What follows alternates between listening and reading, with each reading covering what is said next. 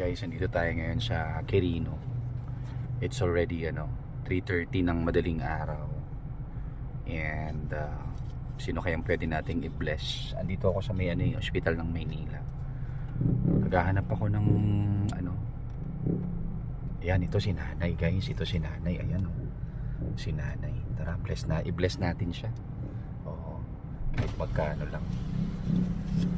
Si nanay, no? Morning po. Okay na yan, sa'yo na yan, Nay. I love you. God bless. Sige po. I love you too. O diba, hindi kasi biro ang guys. Hindi biro ang, alam nyo na, buhay sa mundo ngayon. Ayan, sobrang saya ni nanay. Oo, kasi kanina may nakita ako na naglalakad, may dala-dala siyang taming bag. So anyways, may na-bless tayo, di ba?